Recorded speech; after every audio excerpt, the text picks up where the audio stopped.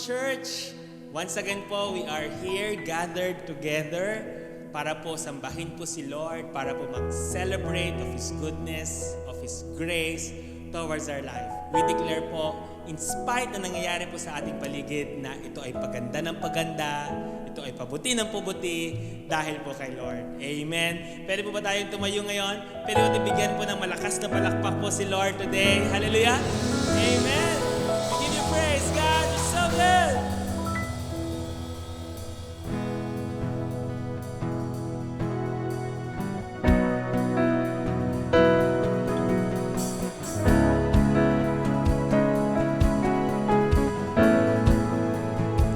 Come on, sing with us. Through you, I can do anything. I can do all things. 'Cause it's you who gives me strength. Nothing is impossible. Through you, blind eyes are open. Strongholds are broken. I am living by faith. Nothing is impossible.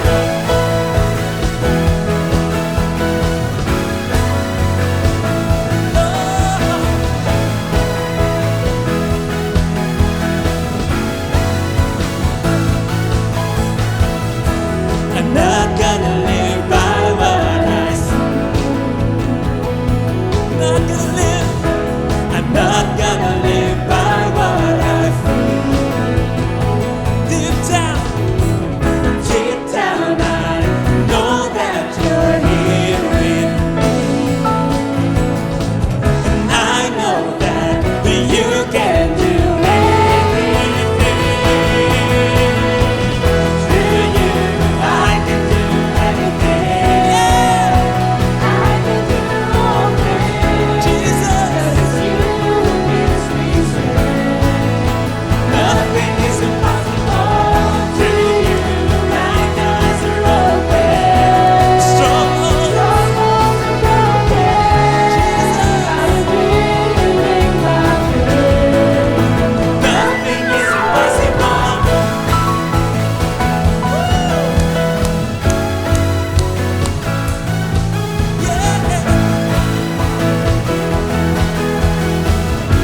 Come on, we sing. Speak to every nation. Speak to every limitation. Victory is my declaration. Same power that raised me from the dead. It's in me, so I will give you praise.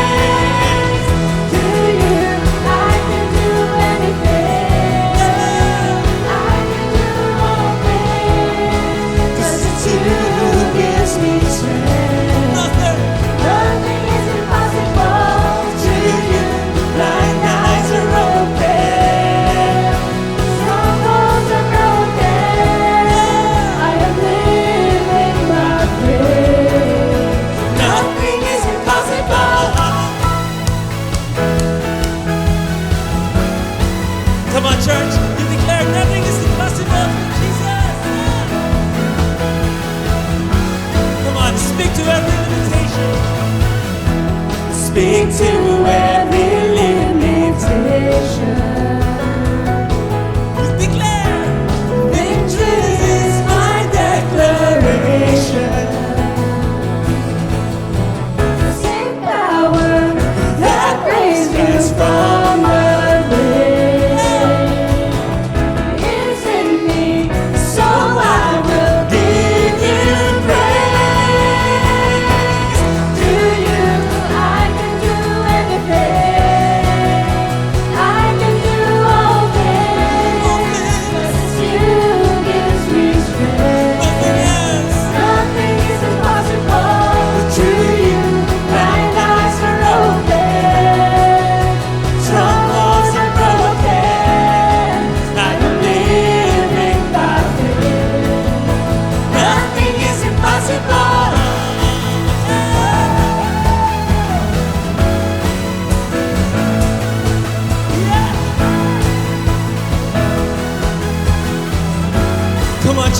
Declare with us, we believe.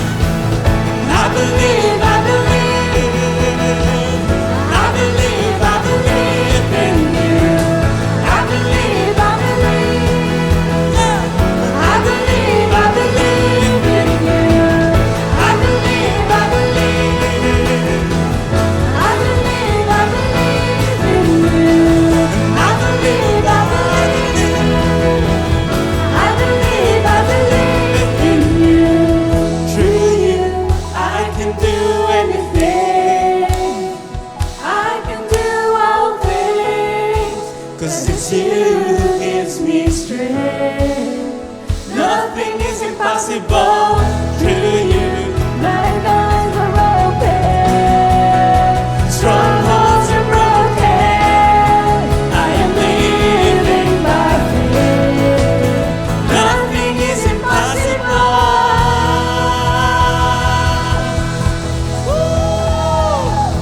Come on, come on, come on, come on. We give him all the best place today.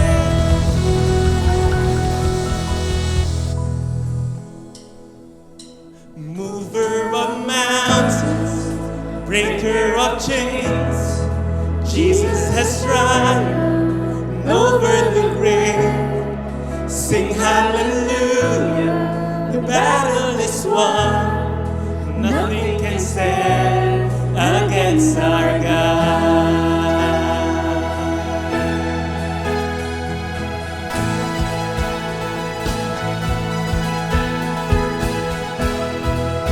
Hallelujah. The dark tried to hide and steal you away.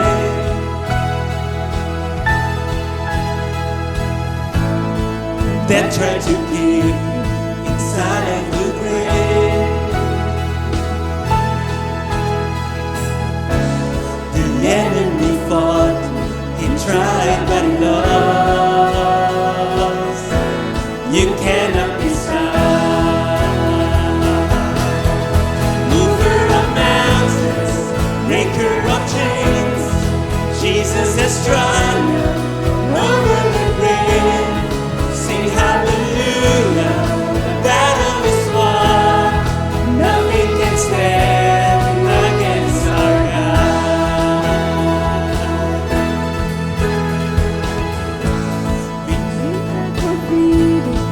Jesus, hallelujah. The weight of our burdens, you carried it all.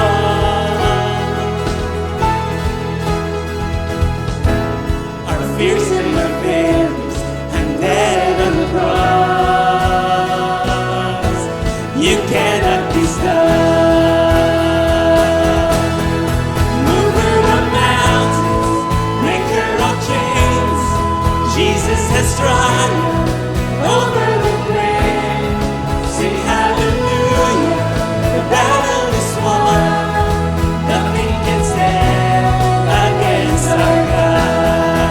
Mover of mountains, breaker of chains. Jesus has triumphed over the grave. Come on, we sing. Sing hallelujah. The battle is won. Nothing can stand against our God.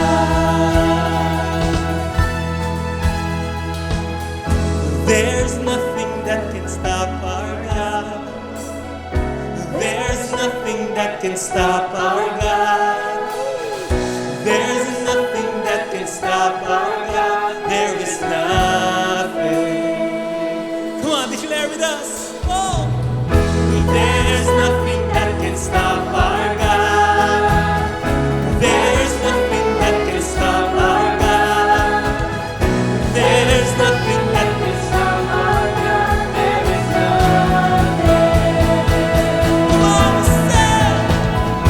There's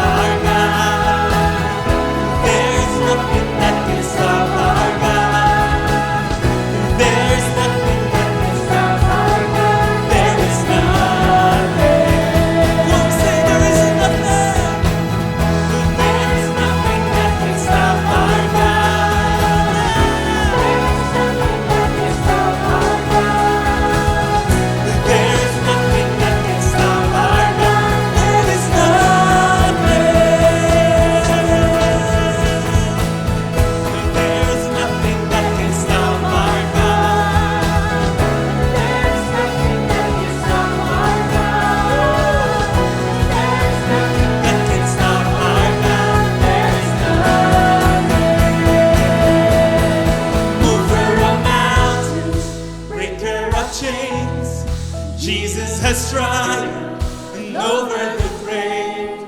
Sing hallelujah, the battle is won. Nothing can stand against our God. Mover of mountains, breaker of chains. Jesus has triumphed over the grave. Sing hallelujah, the battle is won. Nothing can stand against our God.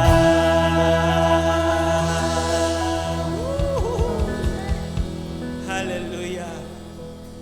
Mover of mountains, breaker of chains. Jesus has triumphed and over the grave. Sing hallelujah, the battle is won. Nothing can stand. Do you believe it, church? Not even itong COVID, not even kung ano man yung nangyayari sa atin, because our God is an amazing God. Woo! For the last time, mover of mountains, breaker of chains, and Jesus has triumphed and over the grave. Sing hallelujah, the battle is won, and nothing can stand against our God. Can we give Him all the best praise today?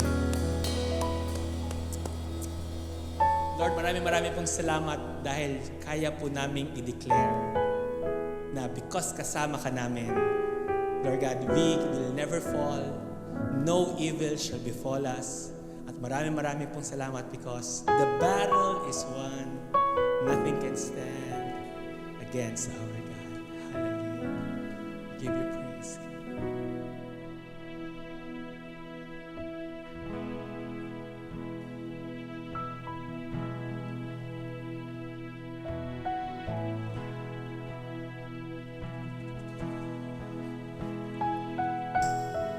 And can we lift up our hands to Him? Father God, maraming salamat po for allowing us to come to your presence, to rejoice, to be reminded, Lord, na everything is finished. Thank you, Lord God, because right now, as we continue in our worship, you will bless us with your anointing, with your presence. Maraming salamat, Lord. So wonderful, God. Let our praise be your welcome. Let our songs be a sign we are here for you. Yeah. We are here for you. Let your breath come from heaven. Fill our hearts with your love. We are here for you. We came for you, Jesus. We are here for you. To you our hearts. To you our hearts are open. Nothing here is hidden. You are our one desire. You alone are holy, only you are worthy, God. Your fire fall down.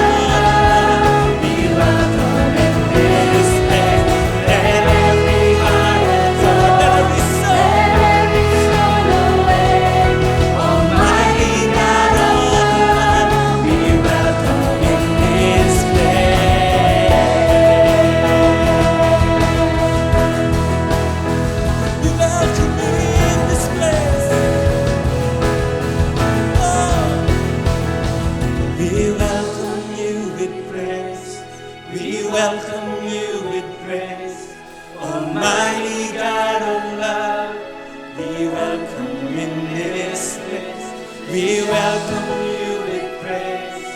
We welcome you with praise. Almighty God of love, be welcome in this place. Let every heart adore, every soul, Let every soul awake. Almighty God of love, Be welcome in this place. let every heart adore. Let every soul awake. Almighty God of love, be welcome in this place.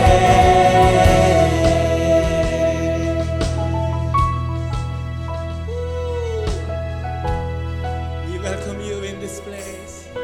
Can I ask po kayo, people of God, my dear brothers and sisters in the Lord, can we let's lift up our hands to Him? We are welcoming the Lord here in this church, but in your homes, we are welcoming Him continuously. Come on. We welcome you with praise. We welcome you with praise. Almighty God of love, be welcome in this place. We welcome you with praise. We welcome you with praise. Almighty God of love, be welcome in this place.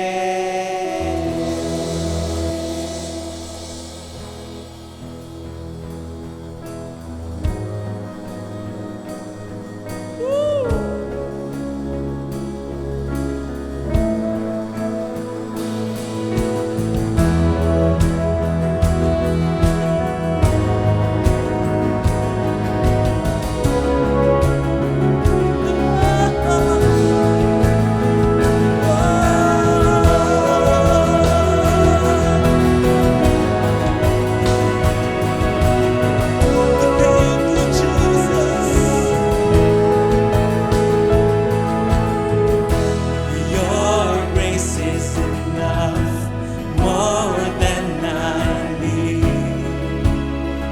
At your word, I will believe. I'll wait for you. Draw near again. Let your spirit make me new, and I will fall at your feet. I will fall at your feet, and I will worship you here.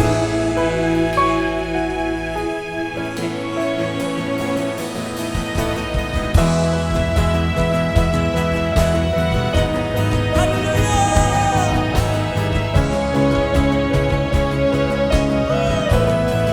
Your presence in me.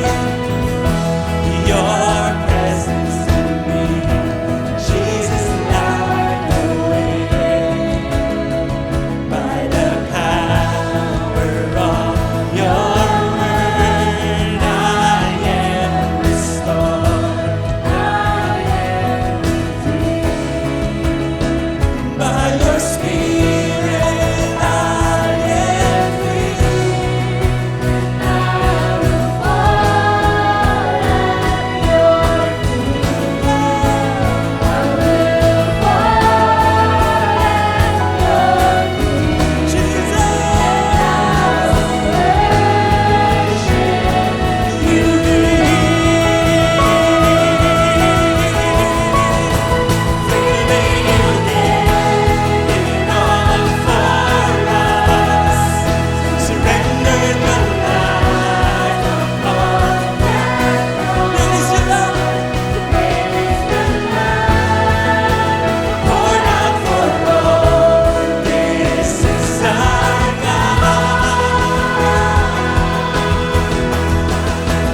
Lifted up high from death to life.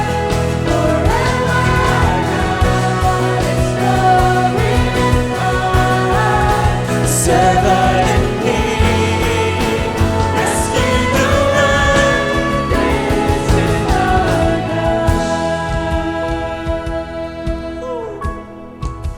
I will fall, and I will fall at your feet. I will fall at your feet, and I will worship you here. I will fall at your feet, and I will fall at your feet. I will fall.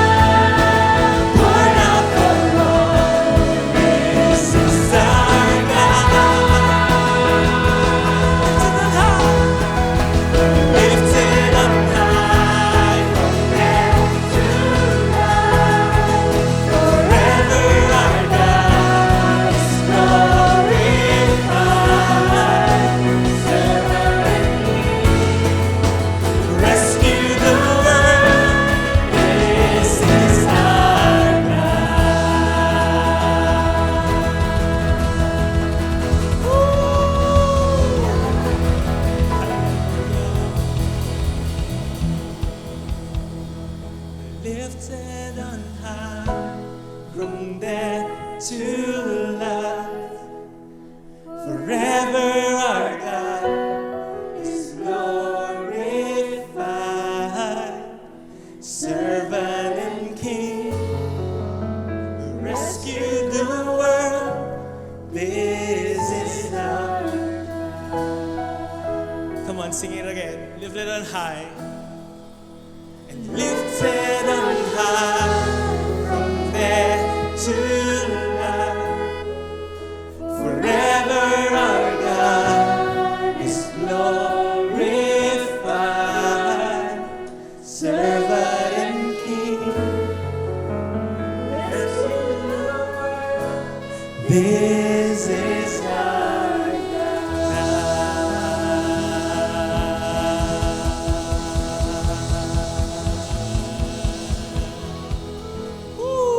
Can we give Him all the best praise today? Hallelujah!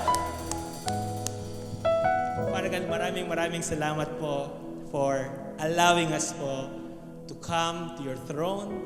Lord God, to be reminded that our God is great, our God is big, there is no one else like our God.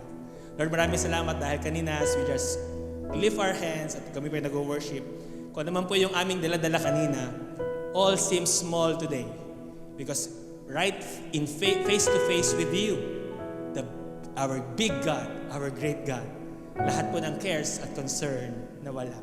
Thank you for allowing us to worship at your feet. Thank you for allowing us to rest in your feet. And today, Lord, even sa pag-upo namin, sa pakikinig namin ng inyong salita, thank you dahil sasamahan mo kami.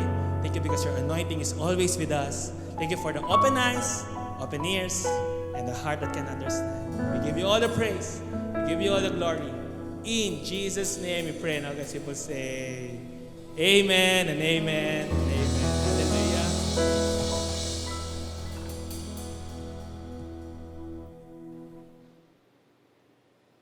Good morning, mga minamahal na kapatid sa Panginoon. This is again a very beautiful Sunday kung saan tayo ay magkakasama-sama through online worship service. At kung saan tayo ay patuloy na nagde-declare at naniniwala that God is in control of all. Naka-quarantine man o hindi, that this is the day that God has made and we will continue to rejoice in it. It's my prayer na tayo ay, number one, patuloy na magpapasalamat kay God. Bakit? Because He provides for all our needs. 2 Peter 1:3, as His divine power has given to us all things that pertains to life and godliness. Secondly, it's also my prayer na ating ipagkakatiwala sa Kanya ang ating buong buhay. Bakit? Well, because siya na nagpasimula sa iyo. Ang sabi niya, siya din ang tatapos. Philippians 1:6, being confident of these good things, He who has begun a good work in you. Tatapusin niya to. At tayo ay lubos na nagtitiwala na lahat ng sinabi ng Panginoon Diyos ay tutuparin niya.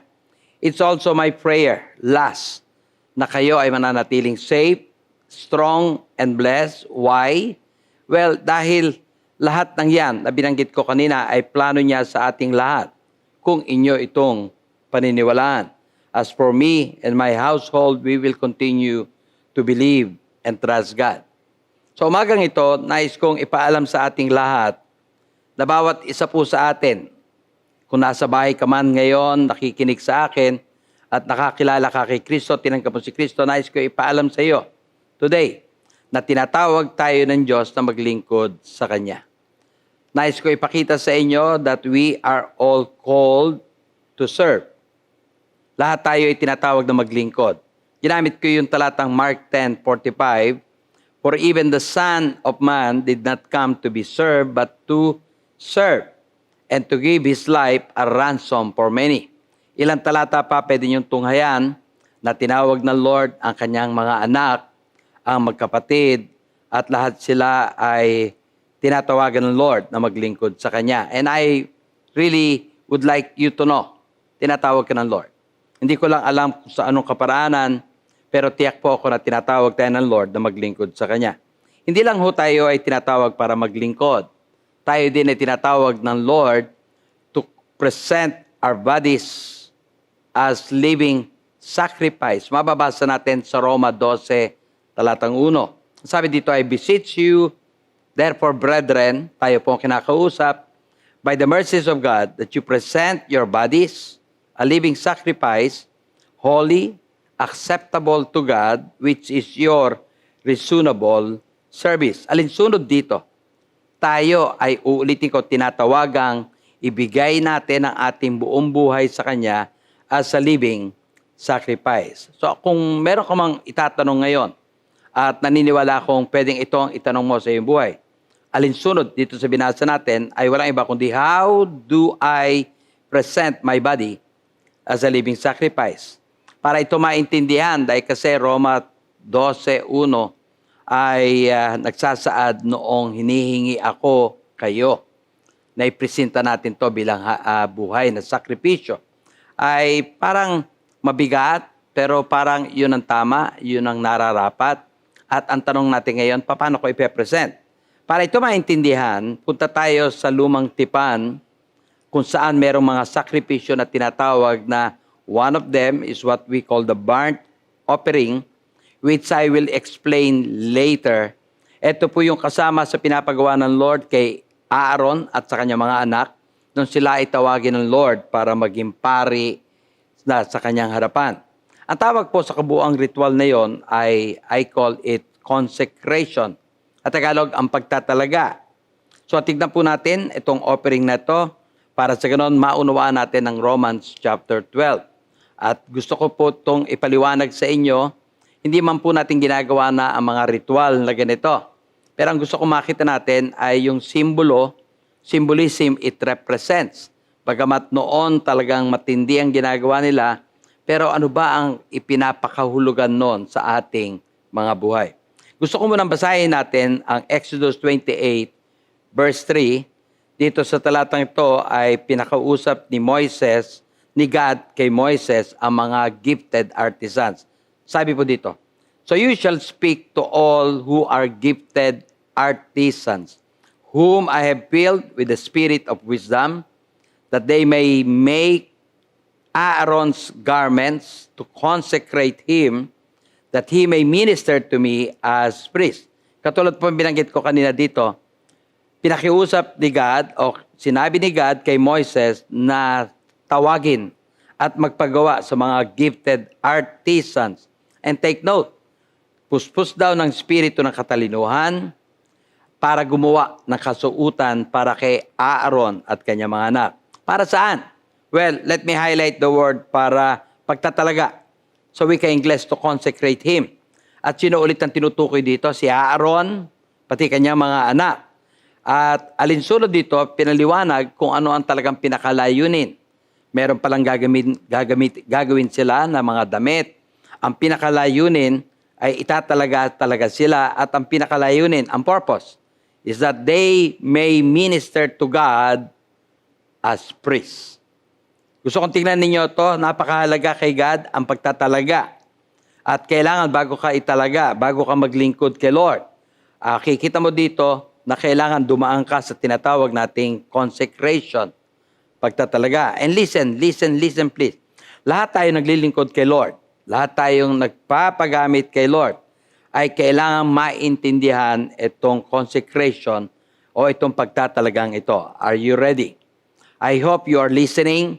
Sino man ikaw na nagpapagamit kay Lord, ikaw man ay pastor, ikaw man ay head ng isang grupo, ikaw man ay nagli-lead ng Bible study, ikaw man ay nasa worship team, ikaw man ay nagtuturo ng mga bata, naniniwala po ako, any kind of service to God, ang kailangan ng tao ay italaga. At bago ka italaga, kailangan maintindihan mo bakit ka itinatalaga or kinoconsecrate sa ating Panginoon Diyos. Now, please listen, dahil kasi dito hindi ko sasabihin sa inyo na dadaan tayo sa prosesong yon, pero at least ngayon, maintindihan mo na ganun pala kahalaga at ganun pala kaimportante kay Lord ang pagtatalaga. Ang pagtatalaga po ay may 4 na hakbang na ginagawa nila noon para makumpletong talagang consecrated na sila. Ibibigay ko po itong mga prosesong ito. Meron po tinatawag na 4 na hakbang ng pagtatalaga. Nag-umpisa sa 1, pangalawa, pangatlo, pangapat. Ito yung unang-una nilang ginagawa. Ang tawag po dito, first step, bull for sin offering. Unang hakbang, toro para sin offering. Mababasa sa Leviticus 8, verses 14 to 17. Pag-aaralan natin ito mamaya. Actually, makikita nyo mamaya na ito pala tumutukoy, walang iba kundi sa born again experience. Kailangan nakakilala. Talagang you came to know the Lord or God came to know you, found you, at hindi pwedeng hindi tayo dadaan doon. Pangalawang step ay ang tinatawag nating first ram for burnt offering. Pangalawang hakbang, unang tupa. Take note, unang tupa. Mamaya may pangalawang tupa para burnt sacrifice. Mababasa sa Leviticus 8, 18 to 21. At kumakatawan ito at ipapaliwanag ko mamaya na ito'y tumutukoy walang iba kundi death to self, kamatayan sa sarili, na tinuturo ng Roma Kapitulo 6, na nung si Kristo namatay, kasama tayong namatay. O denying self, pagtanggi sa sarili. At ito'y isang importanteng bagay na kapag naglilingkod ka kay Lord, ang unang-unang bagay na dapat mong maintindihan, paano mo tatanggihan ang iyong sarili. Ang pangatlong step na tinatawag ay third step, second ram for consecration. Mababasa sa Leviticus 8:22 to 25, ito yung tinatawag na anointing for service. Ipinapa-anoint mo ang iyong kanang tenga, kanang hinlalaki, at kanang daliri ng paa. Sumisimbolo yon katulad ng saan? O bigay ko muna sa inyo yung kanang tenga. I will listen to God's voice. Ako'y makikinig sa tinig ng Diyos. Yan po ibig sabihin nun. Lalagyan natin yan ng oil. Noong araw ginagawa nila yon. Today, if we are just led, we do it. Pero pinaka-importante, malaman mo ang ibig sabihin nun na ikaw mula sa araw na ito ay makikinig sa tinig ng Diyos. Right thumb, kanang hilalaki, bakit ina-anoint noon? Ibig kong sabihin yan, I will do God's work. Gagawin ko ang gawain ng ating Diyos. Pagkatapos na ito, ina-anoint yung kanang daliri sa paa, right toe. Ang ibig sabihin niyan, I will walk in His ways. Ikaw, ako, lalakad sa nilakaran ng Diyos. So meaning, lahat ng yun ay may kahulugan, may sinisimbolo. At pagka naintindihan mo ang ibig sabihin ng bawat isang yon, at tapos i-dedicate mo, kinonsecrate mo ang life mo, then at least, una sa lahat, naintindihan mo kung ano yung pinapasok mo. At naniniwala ako na susundin mo yon, kung ano ang ibig sabihin nun sa buhay mo. Kauli-ulihang step, ang tinatawag ko dito ay fourth step, basket of unleavened bread. Ito yung pang-apat na hakbang. Sa Tagalog, tiklis ng walang halong tinapay o walang pampaalsang tinapay. Mababasa sa Leviticus chapter 8, 26 hanggang 30. At ito yung may kinakatawan. Ito yung sumisimbolo saan? Number 1, paglapit mo sa Diyos, lumalapit ka na ikaw ay empty, walang alam, walang talino, na wala ka talagang kakayanan at maniniwala ka na lahat ng gagamitin sa iyo ng Lord, hindi talaga galing sa iyo. Hindi dahil matalino ka, hindi dahil marunong ka, kundi dahil sa bigay niya sa iyo. At pangalawa, siyempre, lumapit kang empty sa Kanya, ay yun naman ang pagkakataon, ang Diyos ay pupunuin ka, pupuspusin ka ng Kanyang kapuspusan. Madalit sabi, pinakita ko sa inyo ang 4 na hakbang para maitalaga ang isang tao. Ulitin ko po, may una, may pangalawa, may pangatlo, may pang-4, at sa 4 na to, ipapaliwanag ko to para maintindihan nyo yung tinatawag na consecration or maintindihan natin yung sinasabi sa Romans 12:1. I beseech you therefore, brethren, to present your bodies as a living sacrifice. Yung po pala ang katapat nung araw na pagtatalaga ng buhay, ng pagpe-present ng sarili sa Panginoon Diyos. Ngayon, ang gusto kong gawin natin, basahin natin ang tagubilin ni Lord nung ito ay kanyang pinapagawa. Sabi sa Leviticus chapter 8, verse 2, take Aaron and his sons with him and the garments, the anointing oil, a bull as the sin offering, 2 rams, and a basket of unleavened bread. Yan po yung pinakita ko sa inyo kanina. Amen? May pinapatawag, yung i-consecrate si Aaron, pati kanyang mga anak, at pinadala yung tinatawag nating kasuotan na isusuot nila that will represent their office.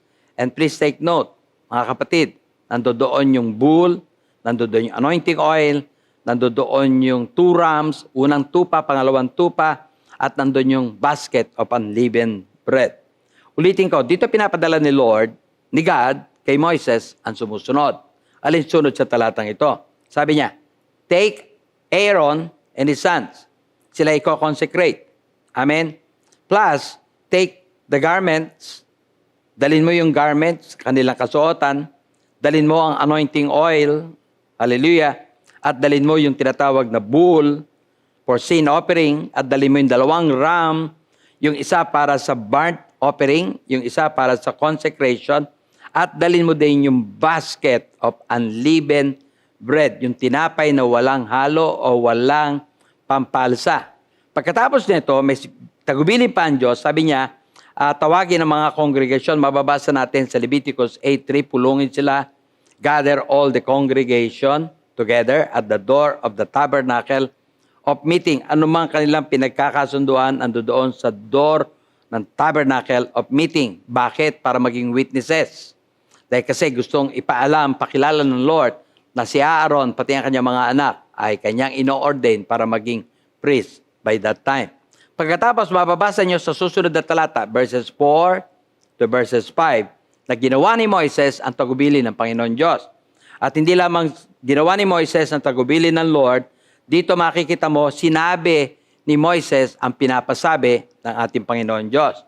At uulitin po natin, dito nakalagay ulit yon. Ang sabi po dito, dalhin sina Aaron, pati kanyang mga anak. Naglagay po kami ng picture para maintindihan ninyo. At pagkatapos sasabi diyan, wash them with water. Papaliwanag ko mamaya. At pagkatapos pinalalagay at pinasusuot ang tunic o panloob o sando sa kanila. Pagkatapos pinapasinturunan ng laso o sintas. Sas, ang tawag dyan sa wika Ingles. Pagkatapos pinasusuotan, binibihisan ng robe. Pagkatapos pinapalagay ang ephod sa kanya. Andiyan po yung litrato. Nakaturo kung saan yung sinasabi na ephod. At pagkatapos magbigkis ng intricately band of the ephod. Medyo mabigat po ito. Hindi na nga namin maintindihan kung saan dyan. Pero gusto lang namin ipakita sa inyo ang picture. At pagkatapos sabi, isuot ang breastplate sa kanya. Pagkatapos ilagay ang turban sa ulo at marami pa. You'll notice na ang daming ipinapalagay ng Lord sa isang pare na gustong maglingkod o isang pare na gusto ng God i-consecrate. Ito po ang picture ng isang pare, fully clothed na pare for consecration. Mga minamahal na kapatid sa Panginoon Diyos. Ayan po yun. Meron na siya panloob at nilagyan pa ng kasuotan, tapos meron pa siyang breastplate, meron siyang Urim and Tumim. Lahat ng iyan ay para mag-minister kay God. Lahat ng iyan ay may meaning. Pero hindi ko tatalakayin ang mga meaning ng mga yan. Ang tatalakayin natin ay yung ritual na ginawa para sila ay ma-consecrate sa harapan ng Diyos. Now, take note. Lahat ng ginawa kay Aaron, dito sa kanya, pati sa kanya mga anak, ay preparation lang po for consecration. Lahat po na nakita nyo na sinabi na paliguan, bihisan, isuot, bigkisan, lahat ng yun ay preparation. At doon tayo pupunta ngayon, paano siya na-consecrate. Balikan natin sandali, may binanggit ang Biblia. Ang sabi dito, he was bathed. Pinaliguan. At pagka pinaliguan ka, may kinakatawan ito. Kinakatawan ito o it speaks of the word, tumutukoy sa salita na naglilinis. Sa panahon po ni Jesus, may sinabi siya sa kanyang mga disipulo at babasahin ko po yon para malaman nyo na nung sila lumapit sa Panginoon Jesucristo, mismo siya nagsalita. Mababasa natin to sa John 15 verse 3. You are already clean because of the word. And take note, word which I have spoken to you. Sila ay malinis na sa pamamagitan ng salita. Amen? So meaning si Peter, si John, at lahat ng apostle except Judas. Dahil kasi may sinabi si Jesus tungkol kay Judas, mababasa natin to sa John 13 verses 10 to 11. Jesus said to him, he who is bathed needs only to wash his feet, but is completely clean. And you are clean, but not all of you. Yung po yung sinasabi ko. Ang sabi dito, verse 11, for he knew who would betray him. Therefore he said, you are not all clean. So madalit sabi, binabanggit ang banal na kasulatan, dito po ngayon, kung si Aaron ay pinaliguan at nilinis, tayo ngayon, by the word, ay nagiging malinis. Pangalawa, ginawa sa kanya, he was clothed. Siya po ay binihisan. At anong ibig sabihin nito? It speaks of the ministry. Tumutukoy po ito sa tungkulin, sa posisyon na inahawakan. Kaya po sa totoo lang, dapat na ang mga naglilingkod kay Lord ay nag-iingat sa kanilang kasuotan.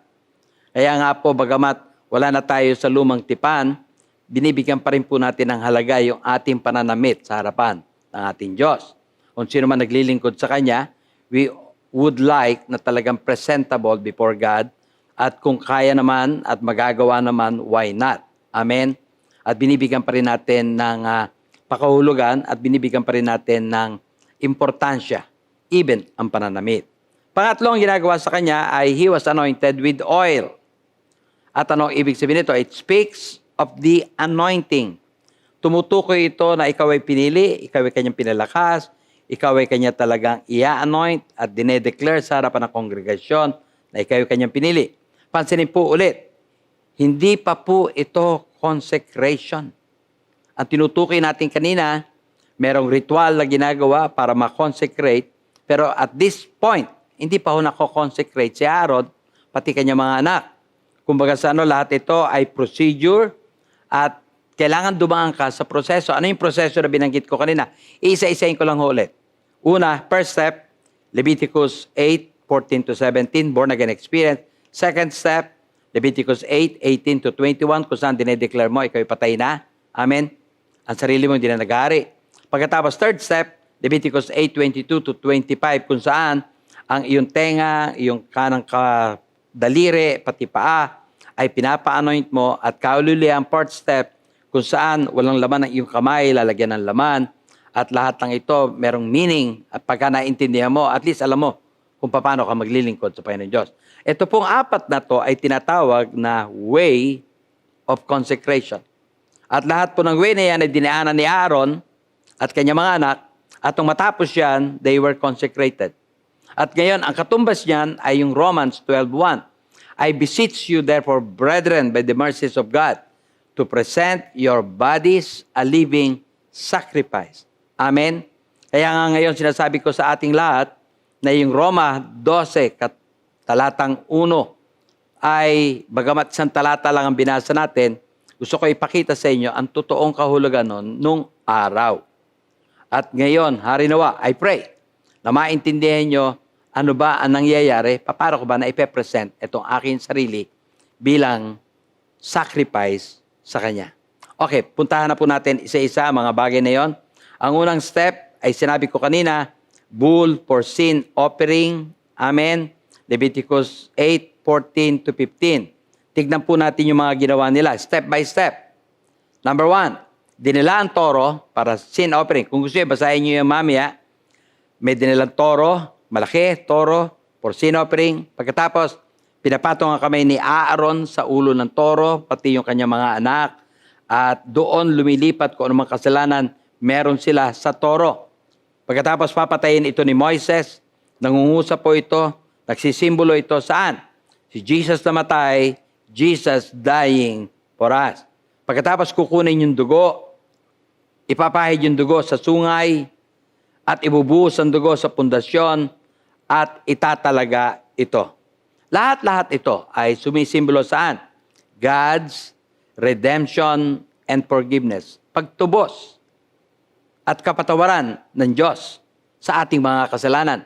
Kasalanan meron sila Aaron, kasalanan meron yung kanyang mga anak, doon ngayon lumilipat doon sa toro. Ano ba ito talaga? Well, for your information, that is a true born-again experience.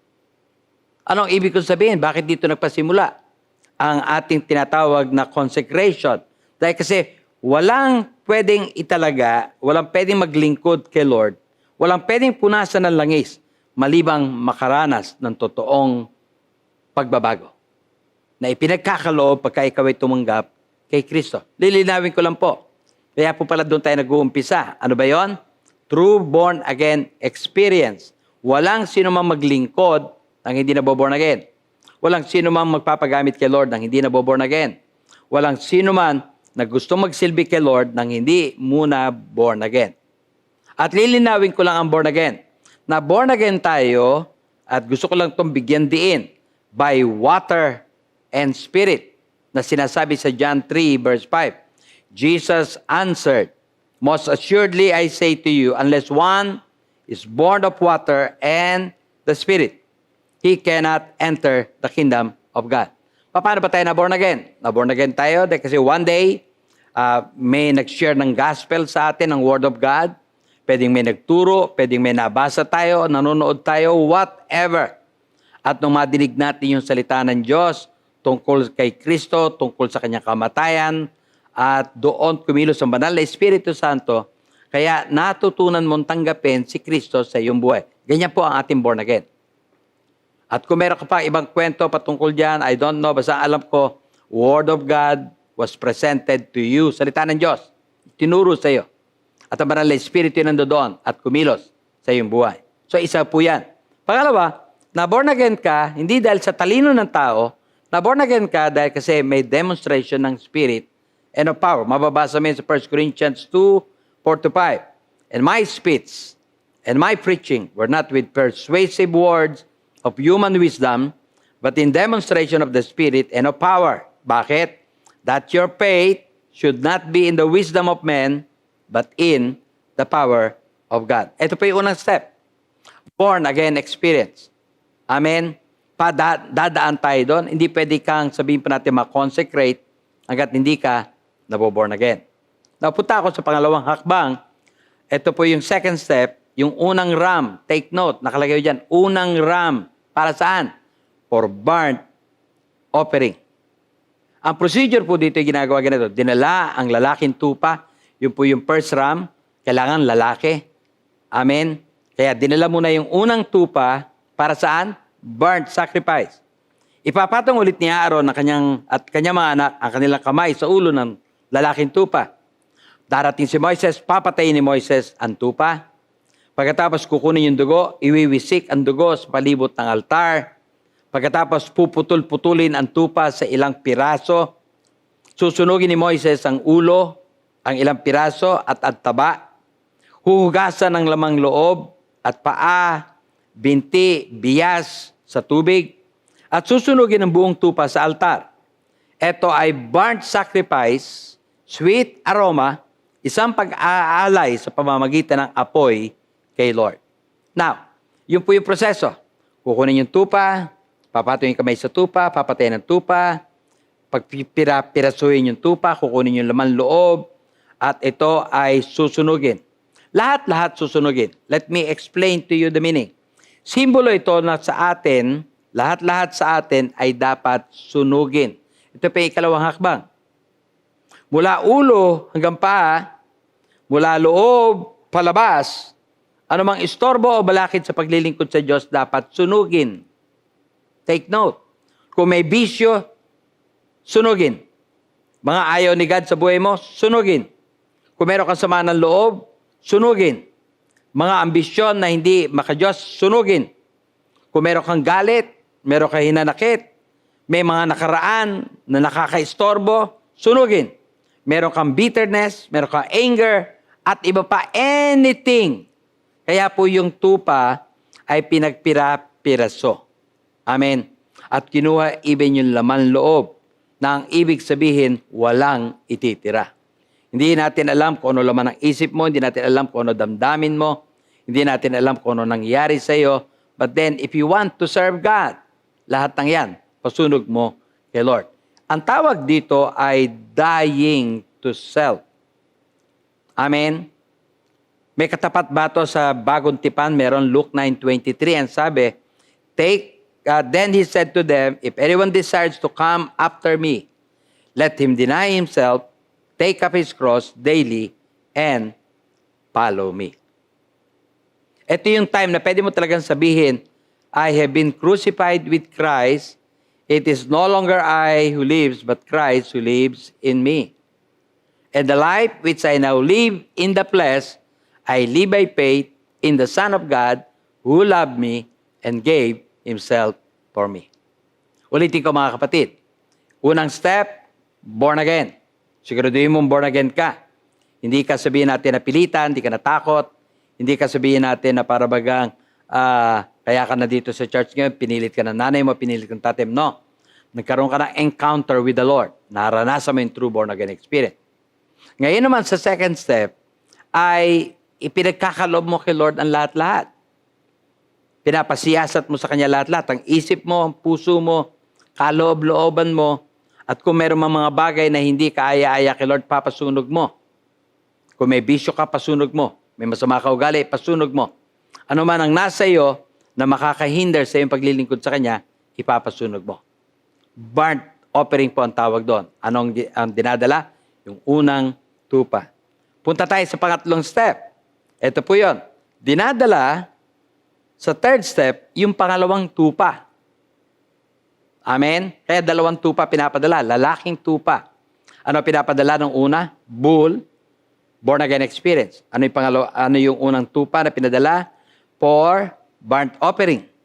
Papasunog lahat-lahat. Ano yung pangalawang tupa?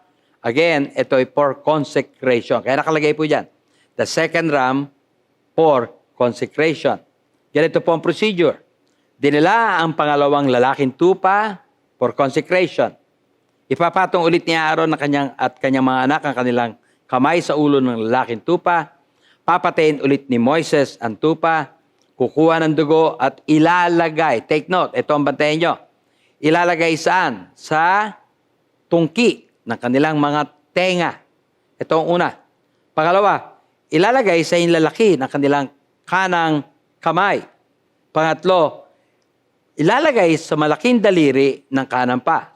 So that's what the second ram, pagkatapos patayin, kinuha yung dugo, ang gagawin. Lalagay yung dugo sa tenga, yung lalaki, at saka ng daliri ng paa. Saan ito sumisimbolo, Pastor? Well, isa-isahin po natin. Una, sa tenga. At ilagay ko lang po itong litrato ng tenga. Bakit ina-anoint? Bakit nilalagyan ng dugo? Ang kahulugan niya, kaya lalagyan niya ng dugo para maintindihan mo, mula sa araw na yon, ikaw mismo magde-declare nito na ikaw ay makikinig sa kanyang tinig. Take note. Yan ang ibig sabihin nun. Kaya i-anoint ang tenga mo na mula sa araw na yon, na naglilingkod ka kay Lord, pakikinggan mo tinig ng Diyos. Pangalawa, I will carefully listen. Ako ay maingat na makikinig. Pangatlo, I will pay attention to His voice. Ako ay magbibigay pansin sa kanyang tinig. At ito po, yung mga ito ay mababasa natin. Siguro isang talata na pwede ko iangkop at ibigay sa inyo ay matutuklasan sa Hebreo, Kapitulo 4, talatang 7. Again, He designates a certain day, saying in David, today, after such a long time as it has been said, today, if you will hear His voice, do not harden your hearts. Now, pag-usapan po natin ulit ito para maintindihan po natin. Dadagdagan ko yung binanggit ko kanina. Amen. At ano ang ginagawa ng mga bagay na ito. Tignan po ninyo muli yung right thumb, kanang hinlalaki. Sumisimbolo to saan? Hindi ko na ipaliwanag gusto kanina. Sumisimbolo to, higit sa lahat, sa iyong trabaho, sa iyong ginagawa. At kung ikaw maglilingkod sa Panginoon, ano mang ginagawa mo, ano mang trabaho mo, at anong ibig sabihin niyan? Ibig sabihin niyan, kaya mo ipapaano yan, gagawin mo ang trabaho ng Diyos. You will do God's work. Pangalawa, you will do things God's way. Gagawin mo mga bagay sa paraan ng Diyos, hindi sa paraan mo. Dahil kasi may paraan tayo na hindi gusto ng Panginoon Diyos at iba yung paraan niya. So you will make a promise na talagang, Lord, today, gagawin ko ang trabahong ito your way, not my way. You will obey God, susundin mo ang Diyos, at kauli-ulian, you will fulfill His will, tutuparin mo ang kalooban na ating Diyos. Ito'y sabihin po natin paglilingkod sa Kanya. Ito'y pagtatrabaho para sa Kanya. At madalas, akala natin pa sila tayo magtatrabaho, not knowing na kailangan pala na gawin natin yung trabaho niya. Dahil kasi iba ang paraan niya sa paraan natin. And I really believe in my heart that God will bless your commitment, your consecration na gagawin mo sa Kanya. Punta po tayo doon sa right toe, yung kanang hinlalaki o kanang daliri ng ating paa. Sumisimbolo ito saan? Sa iyong pamumuhay, sa iyong paglakad. Ang ibig sabihin, ikaw ay lalakad sa Kanyang nilalakaran. You will walk in His ways. Amen? Mga kapatid, mapapansin po ninyo, ito yung pangatlong step. Pangalawang tupa na pinatay. Yung unang tupa, pinatay, sinunog lahat. Ito pangalawang tupa, ilalagay mo yung dugo sa iyong tenga, tungki na yung tenga, sa iyong kanang hilalaki, at sa kanang daliri na yung paa. At meron pala yung kahulugan. At naniniwala ako itong mga kahulugang ito ay nanamnamin mo. At pwede mo ipagpasalamat kay Lord. Dahil kasi isa ka sa pinili niya para maglingkod sa Kanya. Hindi pa ho tayo tapos. Yung unang step, born again. Second step, commitment kay Lord ng lahat-lahat, mula ulo hanggang paa, anumang meron ka, pinapasunog mo sa Kanya. Pangatlo, nagbibigay ka ng promise kay God about your hearing, about your working, about your doing. Ito po yung pang-apat, yung kauli-ulian. Ang tawag ko dito, fourth step, basket of unleavened bread. Ito po yung tiklis ng tinapay na walang halo o walang pagpapaalsa. Pag-usapan natin ang procedure po nito, ang pamamaraan. Kukuha ng isang unleavened bread. Simbolo ito ng katawan ni Kristo na walang dungis. Ilalagay yon sa kamay ni Aaron at kanyang mga anak. Iwawagayway nila bilang wave offering at iaalay nila yon sa Diyos. Pansinin po natin. Number 1, nais ko malaman po ninyo ito. Ang kamay ni Aaron ay empty. Kamay ni Aaron ay walang laman. Amen? At meron niyang symbolism. Pangalawa, yung kamay niya ay lalagyan ng tinapay at ng mga bagay na dapat ilagay. Pangatlo, ito ay kanyang iwawagayway. Pang-apat, sa kanya to ihahandog kay Lord. Lahat po yan may meaning. Bakit empty kamay ni Aaron? Bakit nilagay sa kamay ni Aaron yung tinapay? At bakit to kanyang iwawagayway? At bakit niya to i-offer? Ito ibig sabihin. Number one, bakit empty ang kamay ni Aaron? When you come to the Lord, the meaning of that, you must be empty. Paglapit mo sa Diyos, kailangan ikaw ay wala.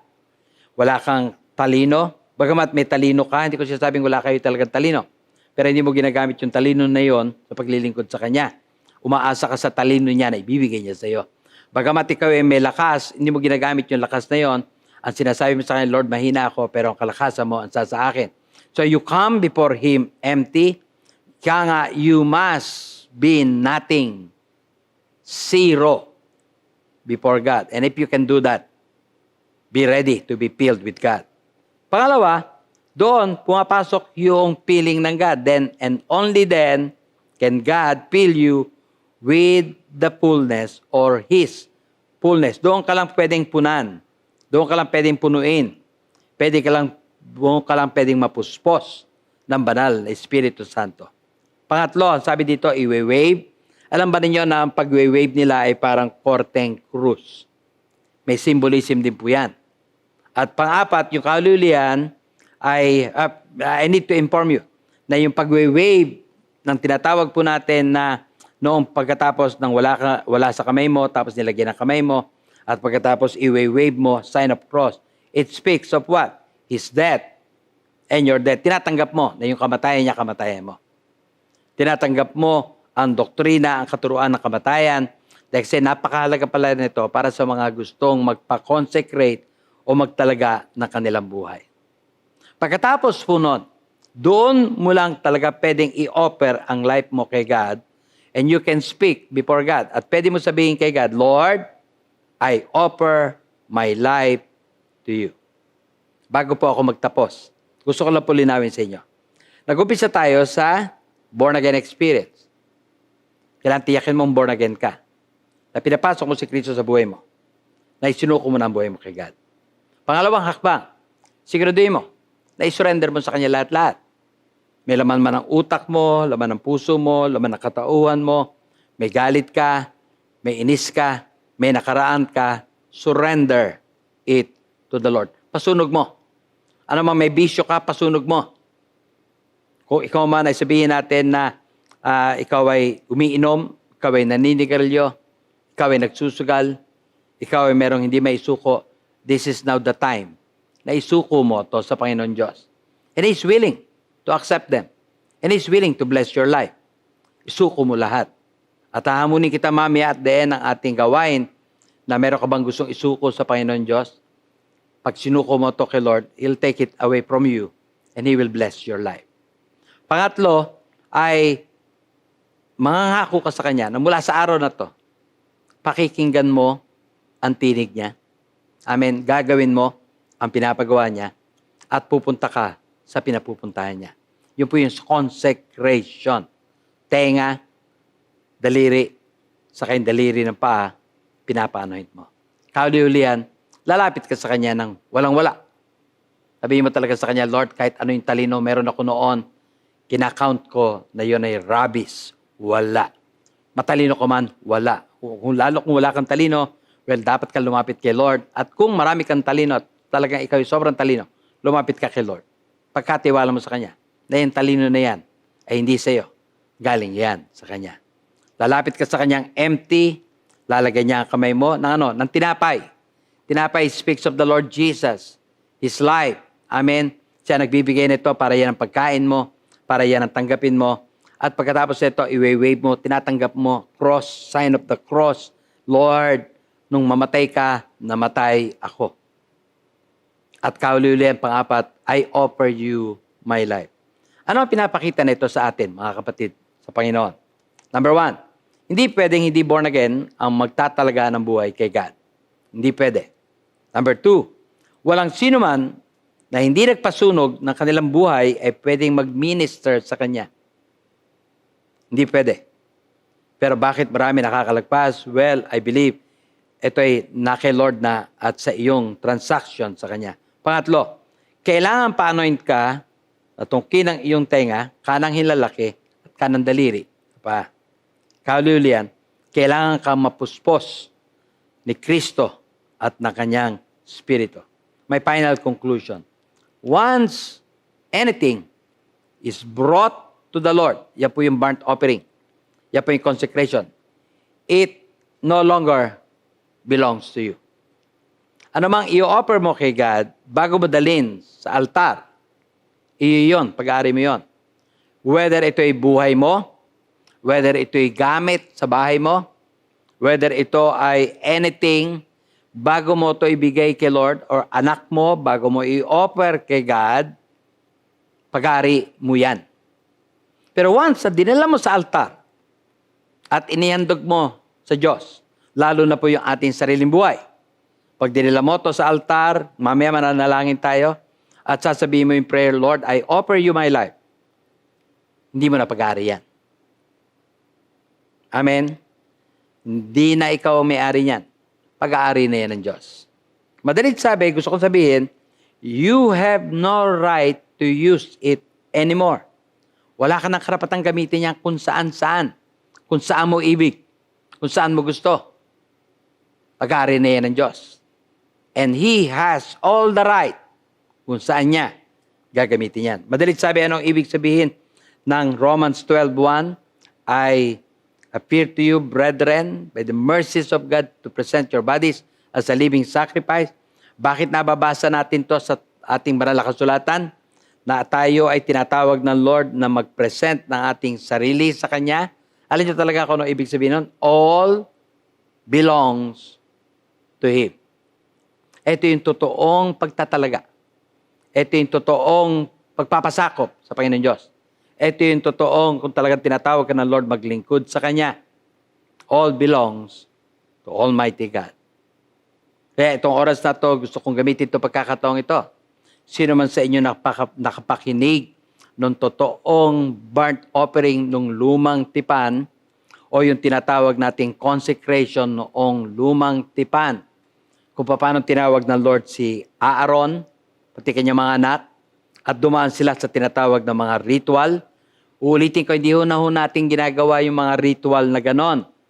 Pero yung meaning o simbolo ng mga yon, mahalaga sa atin bilang mga naglilingkod sa Panginoon Diyos. Iniimbitahan kita ngayon. Gusto mo bang isuko ang buhay mo sa Panginoon? At ulitin ko yung sinabi ko kanina. Bago ito dalhin sa altar, iyo yan. Pero pagka yan ay pinagkaloob mo sa dakilang Diyos, sa Kanya na yan. At wala kang karapatang gamitin kung saan mo gusto. At ito din ay gusto kong gamitin pagkakataon para tawagin kayo kung kayo man ay gusto maglingkod kay Lord. Kaya ako ito'y tinuro para malaman nyo, ang paglilingkod kay Lord ay hindi basta-basta. Napakabuting maglingkod sa Kanya. Napakabuting paggamit kay Lord. Pero gusto ko lang ipaalam sa inyo ang totoong kahulugan ng paglilingkod sa Kanya. Kung ikaw to kapatid, tumayo ka kung saan ka nandoon. At kahit di ka maglilingkod, tumayo ka na rin, ikaw nakakaalam between you and God this morning. Alam ko kinakausap ka ng God. At alam kong sinasabi mo kay God kung ano talaga ang gusto mo mangyari right now. At naniniwala ko today, God is speaking to you. Kinakausap ka ng Lord. At sa pakikipag-usap ng Lord sa iyo, mag-decide ka, huwag ka sanang mapilitan dahil sinasabi ng ibang mga tao, mag-decide ka because God is speaking to you. Habang nakatayo po tayo lahat, hinihiling ko kayo na tayo pumikit at tayo manalangin. Magpasalamat sa ating dakilang Diyos. O Ama namin sa langit, kami po ay lumalapit muli sa iyo. Nagpapasalamat sa oportunidad na ikaw ay makilala namin una sa lahat. Papasalamat kami, Lord, because there was a time na naintindihan namin na namatay ka para sa amin at binibigyan mo kami ng pagkakataong makakilala sa iyo. Thank you, Lord, na kami ay natagpuan mo kami, natagpuan ka namin. Salamat, Lord, dahil binigyan mo kami pagkakataon tanggapin ka sa aming puso. And that day, Lord, naniniwala ako, kami lahat na tumanggap sa iyo, ay pinagkalooban mo ng karapatang maging anak mo. And Father God, Sa oras na to, naintindihan namin kung ano ang pagtatalaga. Naintindihan namin kung ano ang consecration. Naintindihan namin ang ibig sabihin ng Romans 12, verse 1.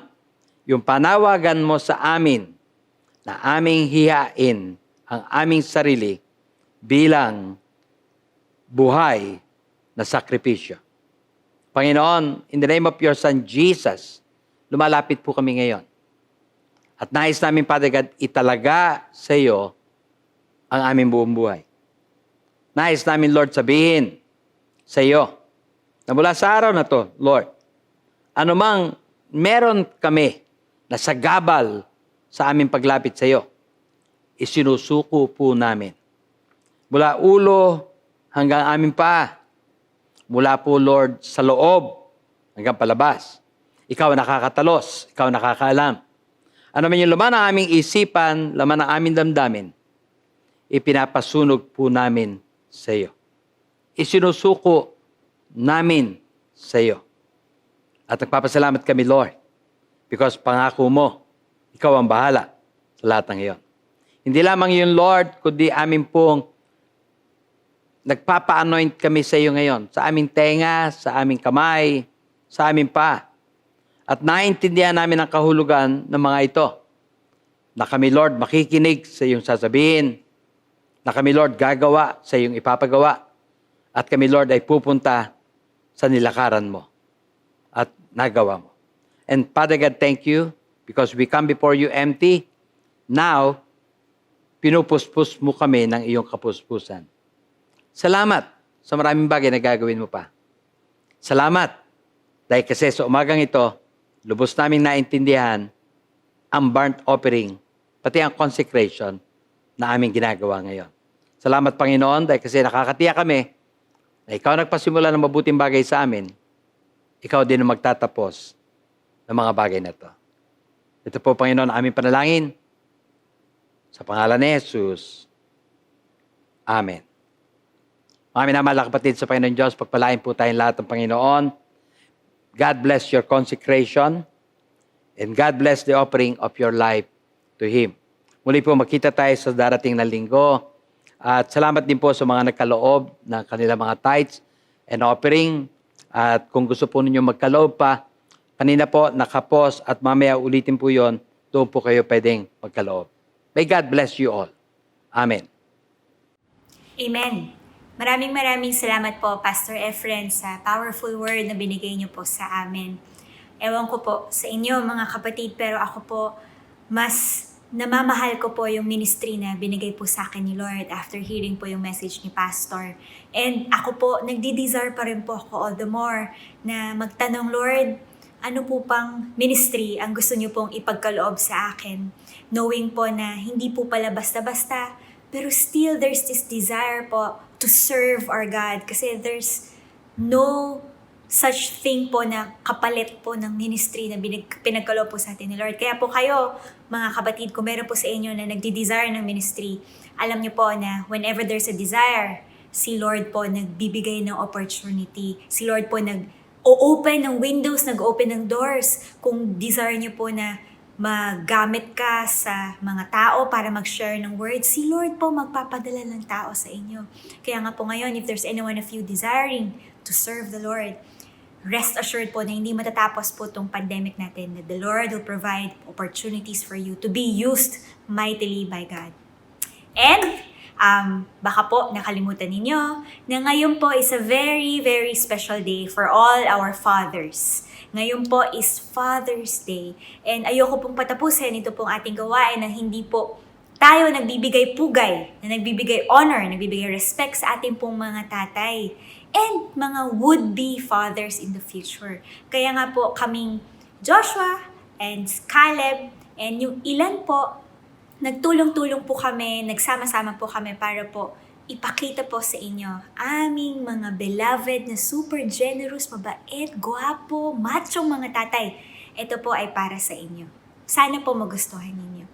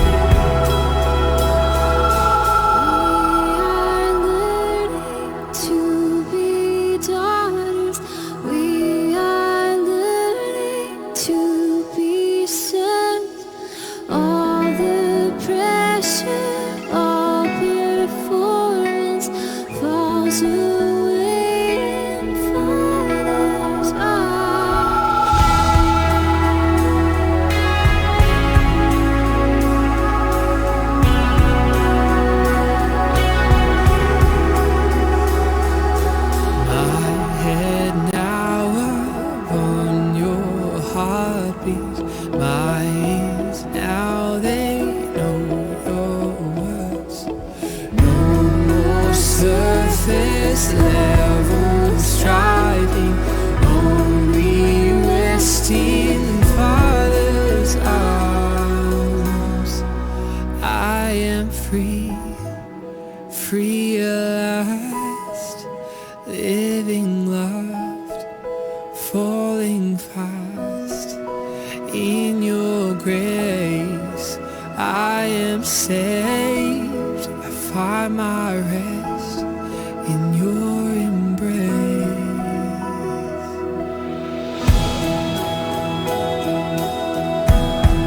In your embrace. Oh, I am free, free at last, living loved, falling fast in your grace. I am saved, I find my rest in your embrace. In your embrace.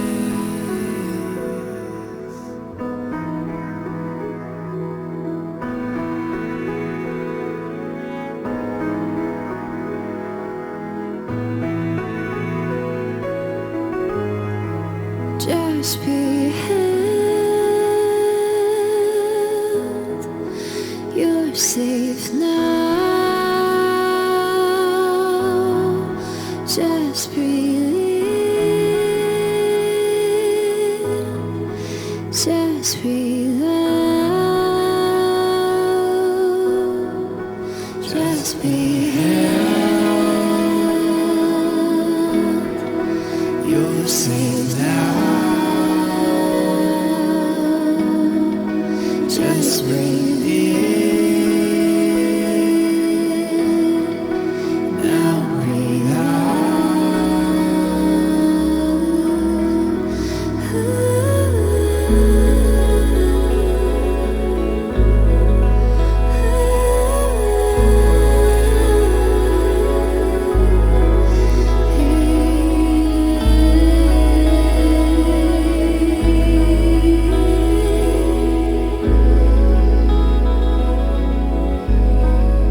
Just be held,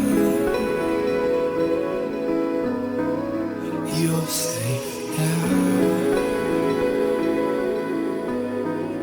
Just breathe in, now breathe out. Happy Father's Day po ulit, aming mga tatay, aming mga lolo. Truly po, you are God's gift unto us. Maraming salamat po kasi you allowed yourself to be used by the Lord para i-showcase yung pagmamahal niya sa amin through you. Maraming salamat din kasi hindi kayo napapagod na mag-provide for us, for the family. Maraming salamat sa mahaba ninyong pasensya sa kakulitan namin. Kaya nga po, gusto namin kayong ipag-pray. And kasama po sa ipag-pray namin na pahabain ba po ni Lord yung pasensya niyo and payamanin pa po kayo. And kina-request nga po, lahat po tayo, pwede po bang extend po natin yung ating pong kamay. Kung kasama niyo po yung tatay niyo, extend niyo po yung kamay niyo sa ating mga tatay. Kung hindi niyo man po sila kasama ngayon, meron ka pong nasa kabilang room, still extend niyo po yung hand niyo, believing po na as we do this, our prayers, they will be heard by God and it will come to pass. Father, we release blessing, we release peace, we release joy, we release love, we release grace upon grace upon grace and favor upon favor upon favor to all these dads. Lord, thank you po kasi they are a gift unto us. They are a blessing to us. Lord, I know na you will never stop blessing them. That surely goodness and mercy will follow them all the rest of their lives. Hindi po sila yung maghahanap ng goodness, kundi yung kabutihan mo ang hahabol sa kanila wherever they go. Father, bless niyo po all the work of their hands. Bless niyo po yung kanilang coming in. Bless niyo po yung kanilang going out. Lord, bless niyo po yung kanilang career. Bless niyo po yung kanilang family. Lord, bless niyo po yung kanilang finances. Lord, bless them every area of their life na after po nilang maranasan yung blessing mo, they can say, You have been so good unto us. And Lord, also po, to those po na nagdi-desire na maging tatay. Father God, thank you because sabi nyo nga po that every child is a gift from above. Thank you, Lord, kasi you will open yung wombs po ng kanilang mga spouses. Na Lord, yung hinihingi po nilang miracle baby, it will come all because of your goodness. And likewise, dear Lord, thank you rin po na even po during this pandemic, hindi po kayo nagkukulang sa amin.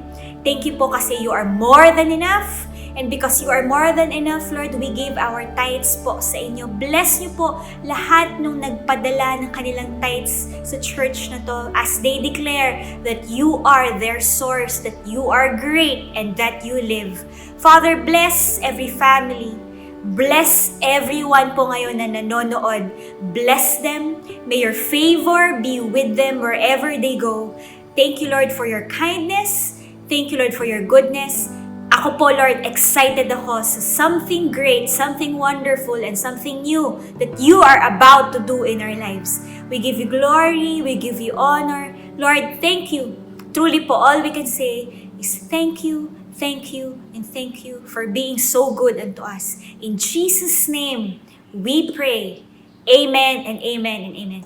God bless you, church. Thank you po for joining with us. See you po again next week. See you po within the week. God bless you. We love you and we miss you. Come on, sing with us. Through you, I can do anything. I can do all things. 'Cause it's you who gives me strength. Nothing is impossible.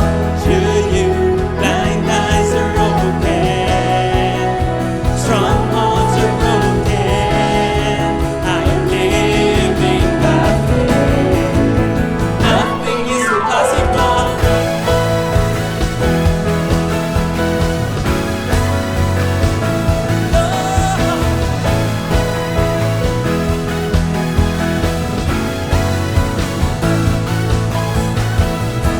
I'm not gonna live by what I see. Not gonna live. I'm not gonna live by what I feel. Deep down, I know that you're here with me, and I know that you can do anything. Through you, I can do anything.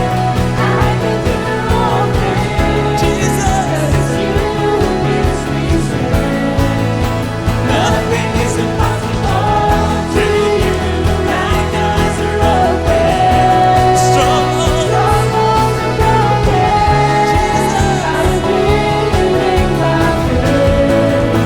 Nothing is impossible.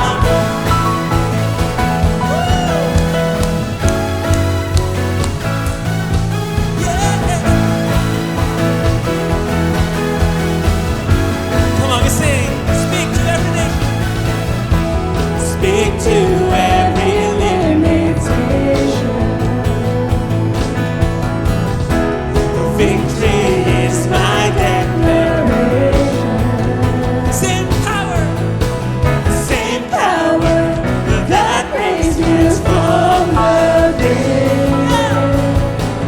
It's in me, so I will give you praise. To you, I can do anything. I can do all things. 'Cause it's you who gives me strength. Nothing is impossible. To you, blind eyes are open. Strongholds are broken. I am living by faith. Nothing is impossible. Come on, church. You declare nothing is impossible. Jesus. Come on, speak to every limitation. Speak to every limitation. You declare victory